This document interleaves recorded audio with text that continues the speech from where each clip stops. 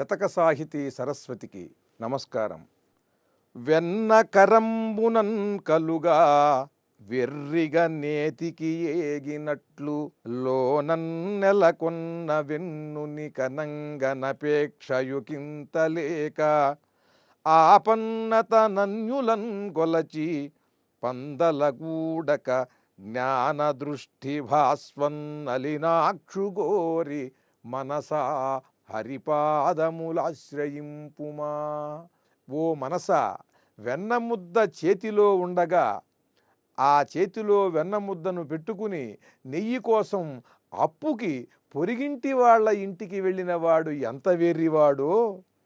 వెన్న కరంబునన్ కలుగ వెర్రిగ నేతికి నేగినట్లు లోనన్ నెలకొన్న వెన్నుని, ఈ హృదయంలోనే ఉన్నటువంటి ఆ మహావిష్ణువుని కనంగనపేక్షయుకింతలేక, నీలో ఉన్నటువంటి నీ హృదయ పద్మస్థితుడైనటువంటి ఆ మహావిష్ణుని చూడాలి అనేటువంటి ఆసక్తి పరమాణువంత కూడా లేక ఆపన్నత నన్యులన్ గొలిచి, ఏవో నీకు బాధలు వచ్చాయి, ఆపదలు వచ్చి పడ్డాయి కదా అని చెప్పి ఆ చిల్లర దేవుళ్ళందరినీ కూడా ప్రార్థించటం వల్ల, పూజించటం వల్ల ఏమిటి నీకు ప్రయోజనం?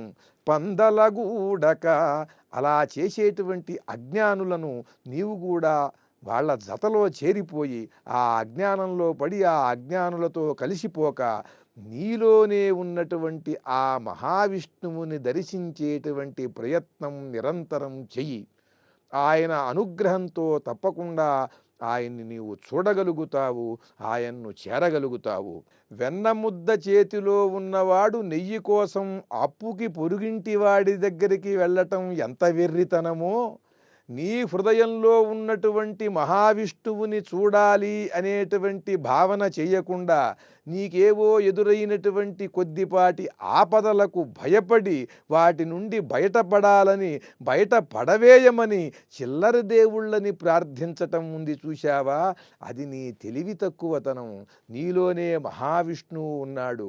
అలా చిల్లర దేవుళ్ళని ప్రార్థించేటువంటి అజ్ఞానుల వరుసలో నీవు కూడా చేరక జ్ఞానం కలిగి జ్ఞాన దృష్టి భాస్వన్నలినాక్షుగోరి మనసా హరిపాదములాశ్రయింపుమా.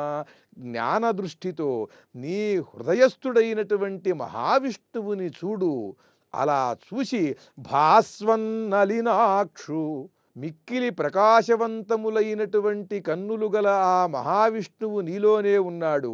నీవు జ్ఞాన దృష్టితో ఆ భాస్వన్నలినాక్షుణ్ణి నీవు చూసినట్లయితే నీకు ఇహ పరములందు సుఖశాంతులు కలుగుతాయి ఓ మనస.